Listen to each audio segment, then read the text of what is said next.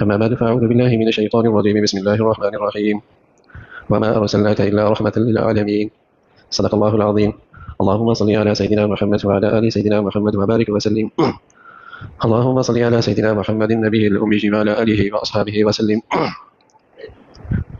میرے معزز مسلمان بزرگوں، عزیز بھائیوں، اللہ کے حبیب صلی اللہ علیہ وسلم آپ کی دنیا میں تشریف آوری اور آپ کی خاص شان رحمت ہے۔ آپ نہ صرف مسلمانوں کے لیے بلکہ ساری انسانیت کے لیے رحمت کا پیغام لے کے آئے۔ نہ صرف انسانوں کے لیے بلکہ آپ کی شفقت اور آپ کی رحمت جانوروں کے لیے بھی ہے۔ پیارے رسول صلی اللہ علیہ وسلم کی رحمت بھری تعلیمات میں ہے کہ ایک کتا اگر اس پیاسے کو پانی پلا دیا تو یہ عمل بھی اس کے لیے نجات کا باعث ہے، اور ایک بلی اگر اسے ناحق ایذا پہنچائی تو یہ شخص بھی جہنم میں داخل ہو۔ آپ کی تعلیمات میں رحمت و شفقت صرف انسانیت کے لیے نہیں، جانوروں تک بھی ہے کہ جب تم انہیں ذبح کرنے لگو اپنی چھری تیز کر لو، کہیں انہیں تکلیف نہ ہو۔ آپ کی رحمت بھری تعلیمات میں ہے کہ یہاں انسان مظلومانہ زندگی گزارے گا تو یہ اس کے لیے نجات کا باعث۔ صبر اور تحمل کی اتنی تلقین ہے کہ اس صبر پر اللہ وہ دیں گے کہ تم حساب بھی نہ کر پاؤ۔ اس دنیا میں مظلومانہ رہنا یہ اللہ کو پسند ہے۔ آپ کی تعلیمات میں انتقام کی اجازت ملی، لیکن اس حد تک یہ نہیں کہ وہ انتقام جب چاہے، نہ جب پانی سر سے گزر جائے، جب ظلم حد سے بڑھ جائے۔ اب آپ کی اس شان رحمت میں، اس تعلیمات جو رحمت بھری ہے، اس میں ہے کہ انتقام لو، لیکن فرمایا وہ انتقام بھی غیر محدود نہیں، اس کی بھی ایک حد ہے کہ جتنا ظلم ہوا انتقام بھی اتنا ہی ہو، اس سے بڑھنے نہ پائے۔ فمن اعتدى عليكم فاعتدوا عليه بمثل ما اعتدى عليكم، جتنی زیادتی ہوئی ہے انتقام بھی اتنا ہی۔ وجزاء سيئة بمثلها، برائی کی سزا اتنی جتنی برائی ہے۔ لیکن وہاں بھی پیغام ہے آپ کی تعلیمات میں، فمن عفا واصلح فاجره على الله، جو معاف کر دے، جو درگزر کر دے اور اصلاح کی کوشش کرے، اس کا اللہ کیا بڑا انعام ہے۔ آپ کی شان رحمت، آپ کی تعلیمات سراپا رحمت۔ وہاں تلوار اٹھانے کی اجازت اس وقت جب اصلاح اور خیر کی ساری تدبیریں ختم ہو جائیں، اصلاح کی کوئی صورت باقی نہ رہے، تب کہاں تلوار اٹھاؤ۔ لیکن وہاں بھی فرمایا بچوں کو قتل نہ کرنا، بوڑھوں اور عورتوں کو بچا کے رکھنا، کوئی عبادت خانوں میں عبادت کر رہا ہو اس سے درگزر کرنا۔ کون سی دنیا میں ایسا قانون، ایسی تہذیب، ایسا نظام ہے جہاں اس معیار کا عدل و انصاف اور شفقت اور ہمدردی ہے؟ کس کے پاس ہے دنیا میں؟ کون سا قانون، کون سی تہذیب، کس کے پاس نظام زندگی جو اپنے اندر یہ عدل و انصاف، یہ شفقت، یہ ہمدردی، یہ خیر خواہی انسانیت کے لیے رکھتا ہو؟ لیکن آج انسانیت اس رحمت سے اور اس خیر و برکت سے محروم ہے، اور تو اور مسلمان اور عالم اسلام بھی اس رحمت بھری تعلیمات اور زندگی سے محروم ہے، اس لیے کہ آج مسلمان اور عالم اسلام احساس کمتری کا مریض ہے، غلامانہ ذہنیت رکھتا ہے۔ آپ کی ذات سے اور آپ کی شان رحمت سے فائدہ تبھی اٹھایا جائے گا جب آپ کی اس رحمت بھری تعلیمات پر عمل ہو، آپ کی پیروی ہو، آپ کی اسوہ حسنہ کی زندگی ہمارے معاشرے، سوسائٹی، قومی، نجی زندگی میں اس کی جھلک نظر آتی ہو، تب یہ معاشرہ رحمت سے بھرپور ہوگا نا، عدل و انصاف سے بھرپور ہوگا، تب اس کے اندر شفقت اور خیر خواہی کی خوشبو آئے گی، تب اس کے اندر اسلامی اخوت کی مٹھاس ملے گی۔ مسلمان اس حد تک تو جانتا ہے کہ آپ سراپا رحمت ہیں، لیکن اسے بھول جاتا ہے کہ آپ کی رحمت سے فائدہ اٹھانے کا راستہ آپ کی تعلیمات پر ایمان، یقین، اس پر عمل ہے، اسے بھول جاتا ہے۔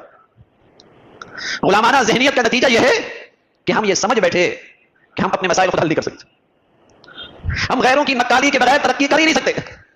ہم نے یہ اصول بنا لیا، ذہن بنا لیا کہ اگر ترقی کرنی ہے تو پھر دنیا کی ترقی یافتہ قوموں کی نکالی اور پیروی کرنی ہوگی، اور اس اصول کو بھول ہی جاتے ہیں۔ یہ اصول بناتے ہوئے یہ بات بھول ہی جاتے ہیں کہ آخر ان قوموں نے ترقی کیسی کی، انہوں نے کن سے قرضے لیے، کن کی پیروی کی، اس کو بھول جاتے ہیں۔ اور اس بات کو بھی بھول جاتے ہیں کہ جب مسلمان اپنے نبی کی پیروی کر رہا تھا تو پورے عالم انسانیت پر فاتح تھا، پورے عالم انسانیت کا فاتح تھا، اور عزت اور سربلندی کے معراج پہ تھا، اس بات کو بھول جاتے ہیں۔ لیکن احساس کمتری، غلامانہ ذہنیت کہ سیاست سیکھنی ہے تو انہی سے، معیشت لینی ہے تو انہی سے، اپنی نشست و برخاست میں نکالی تو انہی کی، اپنی لباس پوشاک کا طرز عمل انہی جیسا، اپنی معیشت کے بٹن پہ بٹن ہاتھ انہیں کا جب چاہے دبا دیں پوری معیشت کو جام کر دیتے. المیہ ہے مسلمانوں کا کہ جب ان کے گھر میں سب کچھ موجود ہے اور ہم اس ذات کے بارے میں کہہ رہے ہیں رحمت للعالمین. آپ کی تعلیمات میں شفقت، خیرخواہی، ہمدردی، اخوت، محبت، نجات، سعادت، کامیابی رحمت للعالمین ہے. لیکن اس رحمت سے فائدہ اٹھانے کا راستہ آپ کی تعلیمات پر عمل ہے نا. غزوہ صلح حدیبیہ کے موقع پہ اللہ کے حبیب صلی اللہ علیہ وسلم نے سفارت کے لیے اپنے داماد کا چناؤ کیا حضرت عثمان رضی اللہ تعالیٰ عنہ اور کہا مکہ کے سرداروں کے پاس جاؤ اور انہیں صاف کہہ دو کہ ہم عمرہ کرنا آنا چاہتے ہیں. ہمارے پیش نظر کوئی جنگ، کوئی لڑائی کچھ نہیں ہے. ہم غیر مسلح ہیں. ہم بیت اللہ کی زیارت اور بیت اللہ کا طواف کرنا چاہتے ہیں. یہ پیغام لے کے جاؤ. آپ جس لباس میں تھے تو آپ کا بھتیجا آپ سے کہنے لگا چچا جان آپ لباس بدلیے اس لیے کہ سرداران قریش کے ساتھ آپ کی نشست ہونی ہے. اس کو بدلیے اس لیے کہ اس لباس میں کوئی وہاں کی مجلس میں وزن نہیں پڑے گا، اثر اچھا نہیں پڑے گا. اپنی نبی کی تعلیمات پر اعتماد ہو تو آدمی کے اندر بڑی خود اعتمادی آتی ہے. اپنی نبی کی تعلیمات پر ایمان اور یقین ہو تو آدمی ان احساس کمتری کی جراثیم سے، ان بیماریوں سے محفوظ ہوتا ہے. کہنے کے بھتیجے میں نے اپنے محبوب کو اسی لباس میں دیکھا ہے. مذاکرات میں جان آئے نہ آئے میں اپنی نبی کا طریقہ اور لباس کو نہیں چھوڑ سکتا. رومی دربار ہے، اسلام کا ایک قاصد رستم کے دربار میں آتا ہے اور اپنی شہانہ اپنے اس محمد عربی محمد رسول اللہ کہ اسی اسوہ حسنہ کا نمونہ بن کے آتا ہے. کسی چیز سے مرعوب نہیں ہوتا، کسی وہاں کی چمک دمک کا اثر نہیں لیتا. جب بیٹھتے ہیں تو ایک لقمہ نیچے گرتا ہے اور اللہ کے نبی کی تعلیمات ہے کہ اسے لے لو، اگر صاف ہے تو استعمال کر لو، ہو سکتا ہے ساری برکت اسی میں ہو. اور وہ اٹھانے لگے تو کسی نے کوہنی ماری. رستم کے دربار میں ہو، روم کا سرکاری دربار ہے، دنیا کی نظریں ہیں آپ پر، یوں نیچے سے اٹھائیں گے تو کچھ تاثر اچھا نہیں پڑے گا. اشارہ کیا، کوہنی ماری تو وہ کہنے لگے اترک سنت حبیبی لہؤلاء الحمقاء. کیا بڑھیا بات کی ہے. جی بھائی بیٹھ جاؤ اٹھا دو ان کو. اترک سنت حبیبی لہؤلاء الحمقاء. جو نبی کی تعلیمات سے محروم ہیں ان احمقوں کی وجہ سے میں اپنے محبوب کا طریقہ تو نہیں چھوڑ سکتا. انہیں کیا پتا کہ میرے نبی کے طور طریقوں میں کیا عظمت ہے، کیا رفت ہے، کیا بلندی ہے، کیا سعادت ہے، کیا نجات ہے، اور ان طریقوں میں کیسے اللہ کی محبوبیت چھپی ہوئی ہے، کیسے ان طریقوں میں اللہ کا پیار چھپا ہوا ہے، کیسے ان طریقوں میں اللہ کی رحمت کا نزول ہے. انہیں کیا پتا. جو خوددار تھے مسلمان کہ دنیا کیا کہے گی، دنیا سے ڈرتے تھے. اور جب تک مسلمان ان چیزوں سے ڈرتا رہے گا دنیا ڈراتی رہے گی، دنیا ڈراتی رہے گی. اس حد تک تو مسلمان جانتا ہے کہ محمد رسول اللہ رحمت للعالمین ہے. لیکن آج ان کی تعلیمات کی اور رحمت ہماری زندگیوں میں، وہ محبت اور شفقت ہمارے معاشرے میں، وہ عدل و انصاف ہمارے قوانین اور ضابطوں میں، اور اس رحمت بھری زندگی سے ہم قومی سطح پہ کہاں استفادہ کر رہے ہیں؟ محروم ہیں. پوری امت محروم ہوتی نظر آ رہی ہے. اس لیے کہ وہ احساس کمتری کا مرض ہے، غلامانہ ذہنیت ہے کہ غیروں کے طریقوں میں عزت سمجھ بیٹھا اور نبی کے طور طریقوں میں احساس کمتری کا شکار ہو جاتا، احساس کمتری کا شکار ہو جاتا. تو میرے عزیزو پھر اس پیغمبر سے ہمارا واسطہ ہم خود ہی احتساب کرتے ہیں کس درجے کا ہے. اس لیے کہ کل ہماری آخری امید آپ کی شفاعت ہی تو ہے.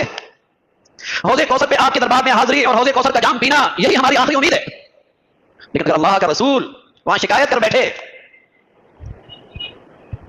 وہاں ناراض ہو گئے کہ اتنی رحمت بھری زندگی، ایسا خوبصورت زندگی کا نقشہ میری اسوہ حسنہ، لیکن تیری زندگی میں کہیں اس کی جھلک نظر نہیں آئی.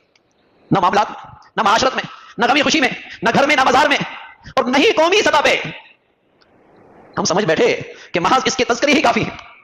بلکہ جب نبی کی زندگی کی اور آپ کی تعلیمات کی روح نکل جاتی ہے تو سطحی مظاہروں کو ہم آپ سے محبت کا تقاضا سمجھتے. آپ سے محبت کا تقاضا، آپ پر ایمان کا تقاضا یہ ظاہری سطحی مظاہرے نہیں.